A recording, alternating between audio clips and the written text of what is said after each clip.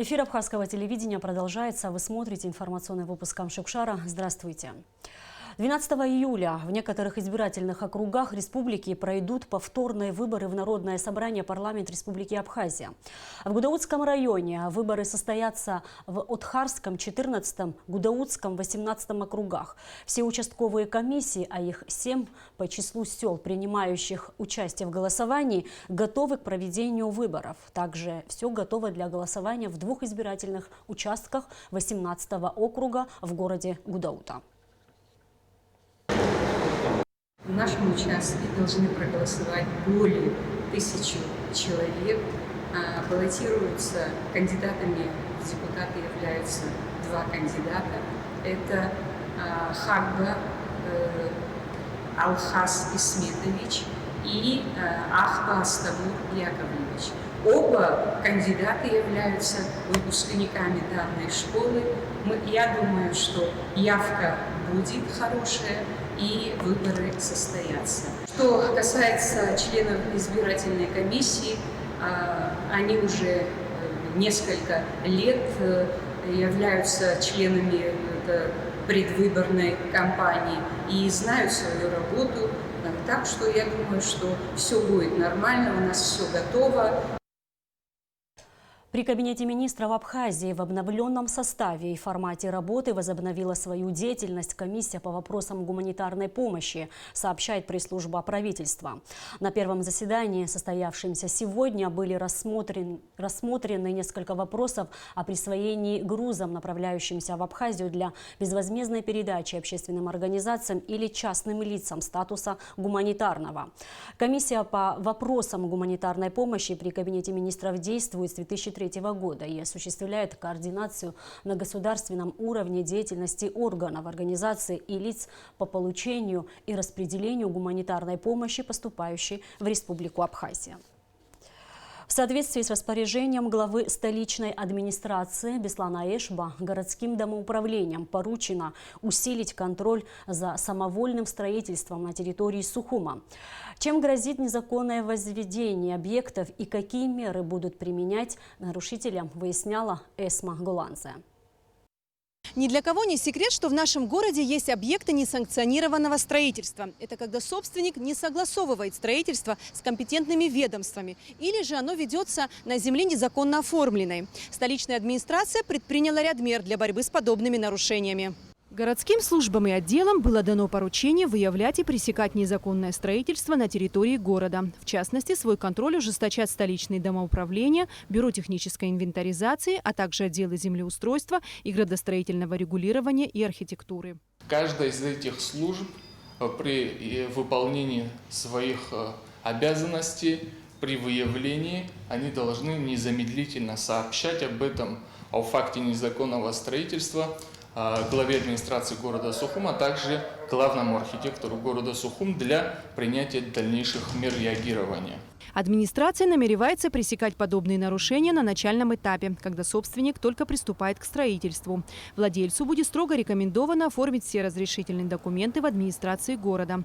Что касается незаконных объектов, которые уже возведены, то эта проблема значительно серьезнее. Глава администрации города Сухум в дополнение к принятому распоряжению также издал второе распоряжение, согласно которому, чтобы бороться с такими уже объектами, скоординировать действия структурных подразделений администрации города Сухум, предоставляет нам право обращаться в судебные органы с исковым заявлением о сносе этих построек за счет самого лица, который осуществил самовольное строительство.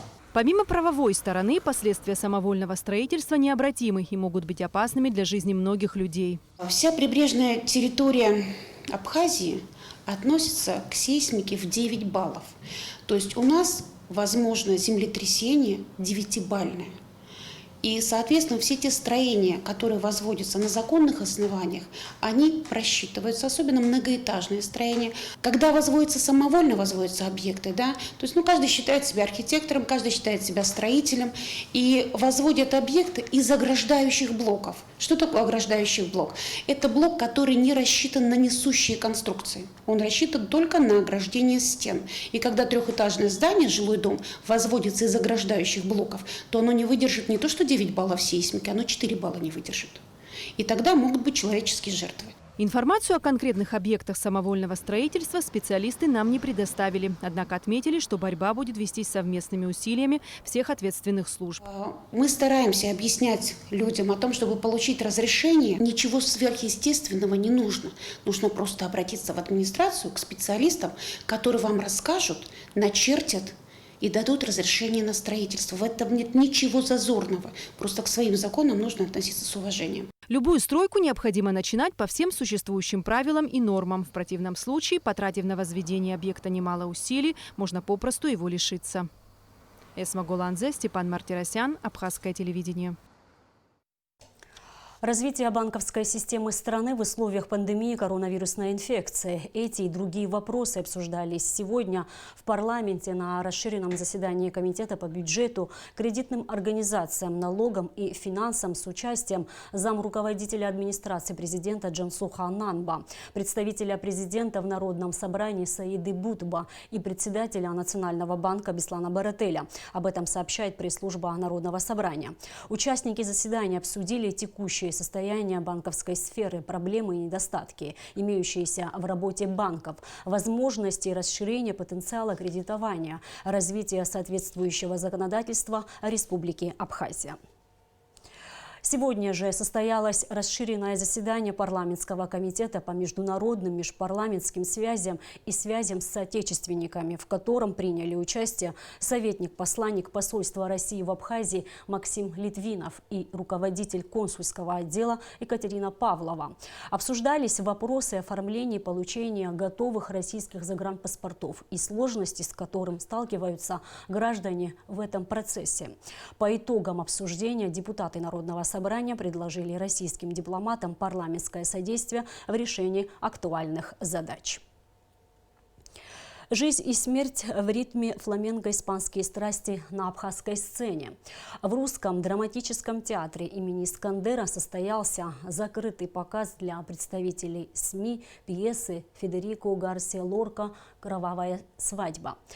Как было заявлено ранее на пресс-конференции режиссером спектакля Марии Романовой, эта постановка отлична от других. Фатальная на первый взгляд пьеса с каждой минутой становится глубже и чувственнее. Алиса Шамба продолжит тему.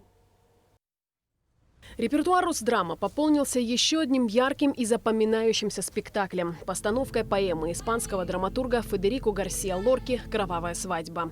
Премьера спектакля должна была состояться еще в апреле прошлого года, но по некоторым причинам была перенесена на апрель 2020-го.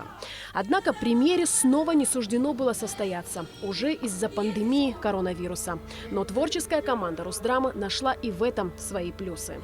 Происходят какие-то перемены вообще с человечеством. И мне стало казаться, что это так актуально, причем не впрямую актуально, как у самого Лорки, который написал эту пьесу в преддверии гражданской войны. Вообще эта история, даже не то, что это история, это о неком пути души человека, о неком очищении в итоге. Мне кажется, что это очень важно вообще нам, людям, приходить к этой абсолютной любви. То есть это какая-то происходит постоянная внутренняя работа над собой, чтобы мир в итоге стал лучше. Над постановкой «Кровавой свадьбы» работала талантливая команда, возглавляемая режиссером Санкт-Петербургского академического театра имени Ленсовета Марией Романовой. Кроме того, для работы над спектаклем были приглашены режиссер по пластике Рима Саркисян и художник по свету, известный российский мастер, лауреат высшей театральной премии «Золотая маска» Денис Солнцев.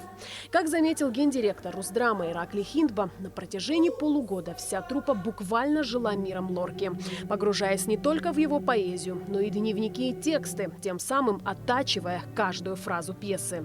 Он также отметил, что в спектакле нет испанщины, только абсолютно поэтизированная и ясная история. В этом спектакле, на мой взгляд, вот Мария пошла совершенно правильным путем чувственным, символическим, мифологическим, образным, эмоциональным, визуально поэтическим, красивым, по пути красоты, по пути подлинных чувств, подлинных страстей. Здесь нету вот этой испанщины, да, которая всегда связана там с гитарой, с фламенко, там с чем-то еще. Здесь ничего этого нет.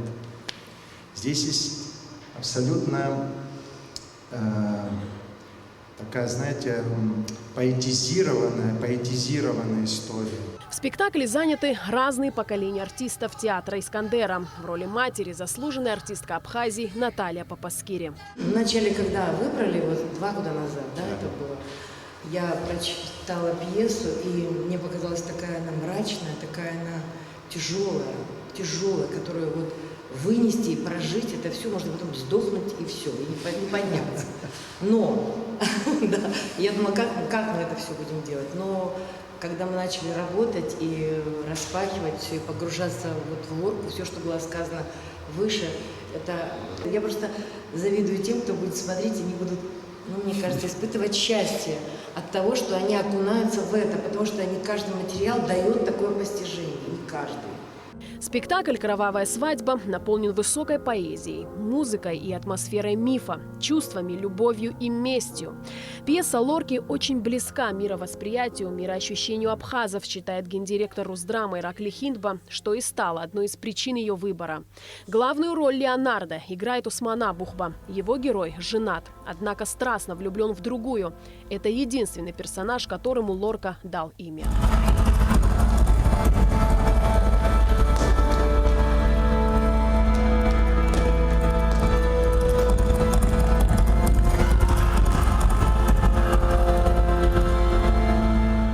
Федерико Гарсия Лорка наделил свою пьесу духом подлинной страсти. Режиссер-постановщик спектакля вдохнула в нее жизнь. Пронзительная игра актеров, невероятная игра света и теней, хореография, чувственность и страсть в каждом звуке. Все это в спектакле «Кровавая свадьба».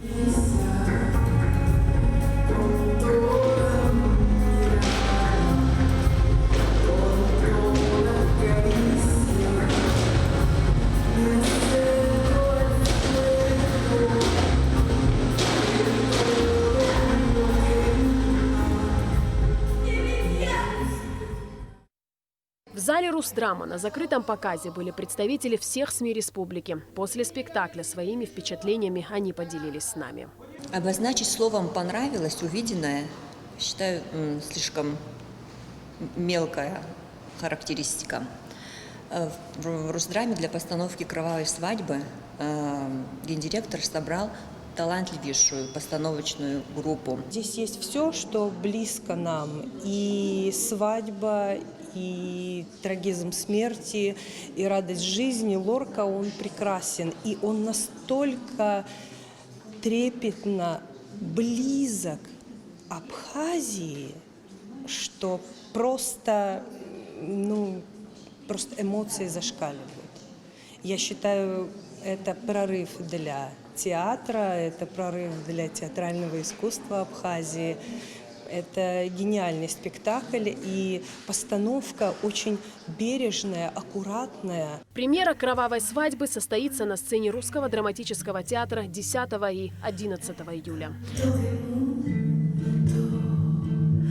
Алиса Шамба, Томас Чиковани, Степан Мартиросян. Абхазское телевидение.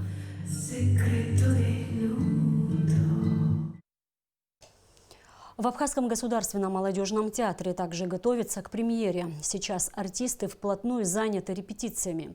О том, какой новой постановкой удивят своих зрителей молодые актеры театра, расскажет Алика Трапш. После карантина Абхазский государственный молодежный театр возобновил свою работу. Это долгожданное событие не только для самих артистов, но и любителей театрального искусства. Сейчас на сцене Государственной филармонии проходят репетиции нового спектакля молодежного театра «Вестсайдская история».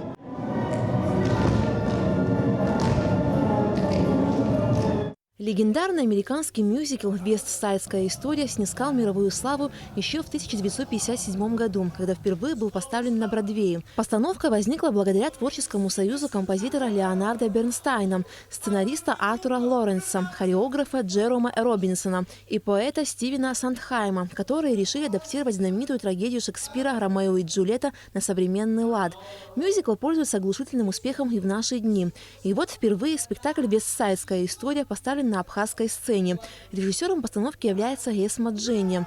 Это ее первая работа в этом качестве. По ее словам, выбор на вестсайдскую историю пал не случайно. Зрительский голод не насыщен. А почему? Потому что это вечная тема любви. Мы делаем историю, которая могла бы произойти в Абхазии, в одном из районов Сухума. Это абсолютно реальные люди, среди которых мы можем жить. Они, может быть, приехали из разных городов, может быть, из разных стран. И вот как они уживаются в одном пространстве со своими традициями, со своими принципами жизненными. Да? Выбор, в общем-то, еще совпал с тем, что в этом году в Абхазском государственном университете выпускается курс актерский. В нем очень талантливые ребята, и нам показалось, что вот как раз театр сейчас созрел для такой темы. Режиссер не ставила перед собой задачу повторить всю партитуру композитора Бернстайна, и поэтому зрители увидят не мюзикл, а спектакль с музыкальными, вокальными и танцевальными номерами.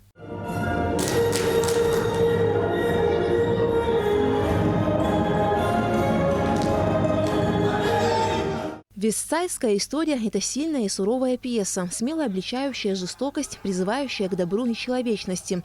Действие происходит в Вестсайде, довольно криминальном районе Нью-Йорка, где две молодежные уличные группировки отчаянно борются за право контролировать территорию. На фоне этих уличных войн разворачивается красивая, но трагичная история любви.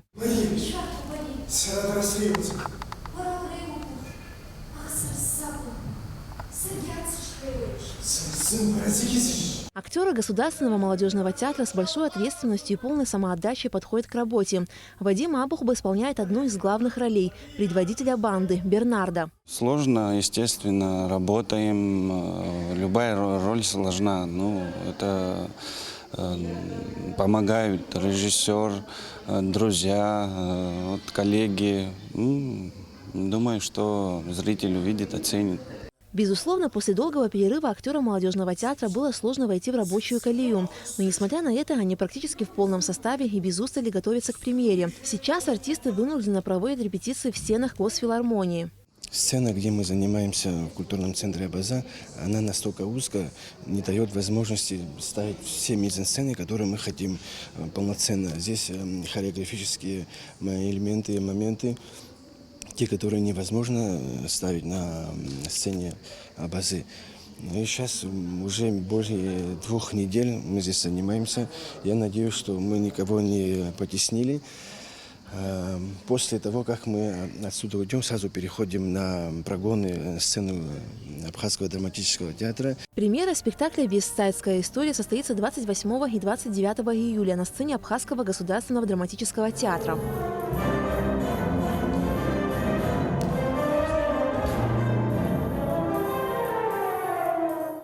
Алика Трапш, Томас Чиковани, Абхазское телевидение. Короткометражный фильм абхазского режиссера Инара Нормания «Меня зовут Махаз» стал победителем на онлайн-фестивале российского кино «Большой экран». Как сообщил Инар Нормания Пснепрессу, фестиваль шел онлайн около 4 дней. В категории короткого метра по результатам оценок жюри и зрителей победили 7 фильмов, среди них и его работа. Фильм наряду с другими победителями фестиваля попадет в киноальманах, который выйдет в широкий прокат в сети кинотеатров «Мираж Синема». В Сухуми отметили День семьи. Ставший традиционным праздником для детей уже несколько лет подряд организовывается в Старом поселке на одной из столичных детских площадок. Мероприятие посетил заместитель главы администрации столицы Автандил Сурманицы. Смотрите репортаж пресс-службы администрации города Сухум. День семьи, любви и верности отметили в Сухуме. В этом году на Старом поселке его совместили с Днем защиты детей, который не удалось провести 1 июня из-за карантина. 4 года подряд депутат Сухумского городского собрания Ираклий Харчилава и Управление культуры администрации Сухума устраивают на Старом поселке праздник для детей. К нам обратился депутат городского собрания Ираклий Харчилава. Он как многодетный папа этот праздник он решил провести сегодня. Конечно же, с удовольствием поддержали его поддержал и ВАК. Они организовали вот именно вот эти развлекательные моменты, и музыкальное оформление управления культуры помогло. Я думаю, что это нужно практически проводить не только вот в этом районе, а и по всему городу. Мы, как управление культуры, тоже планируем в летнее время провести в парках, различные мероприятия для наших детей. Я думаю, что это каждой маме, которая выйдет со своими детьми, такого рода развлечения, они будут только в радость всем. На обновленной, свежевыкрашенной детской площадке чувство праздника царило в воздухе. Аниматоры увлекли детей разнообразными конкурсами в перерыве с музыкальными паузами. Дети охотно пели и танцевали.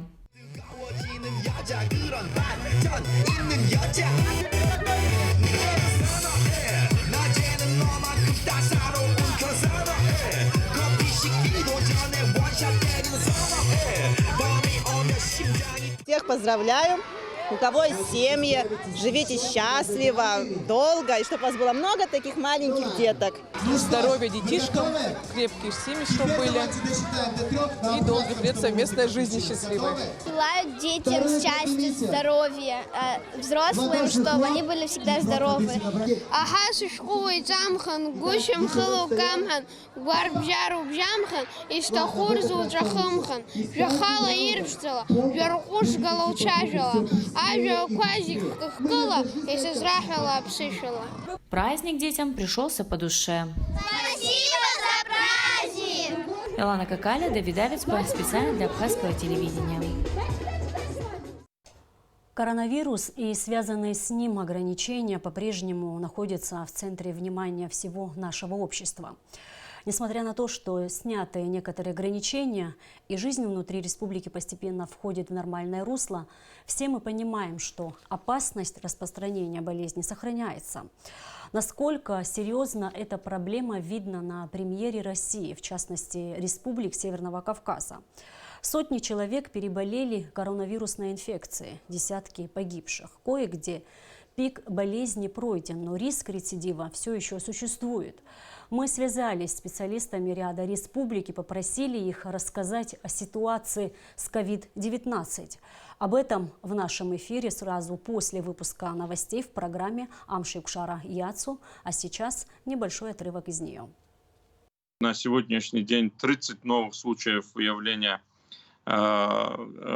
поэтому говорить о полной победе еще рано.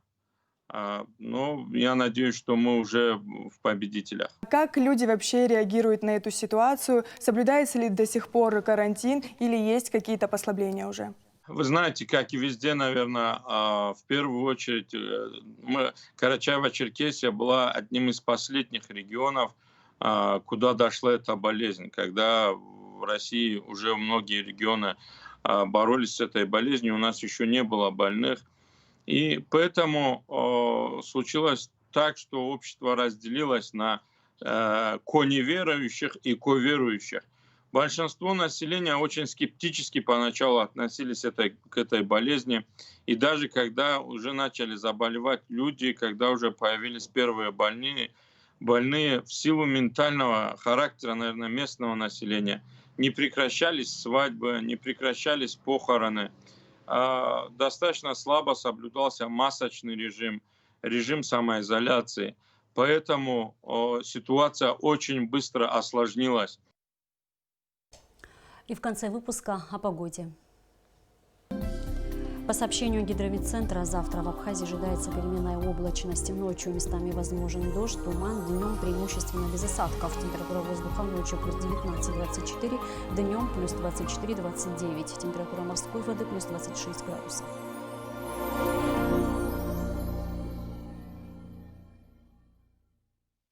И на этом наш выпуск завершен. Всего вам доброго.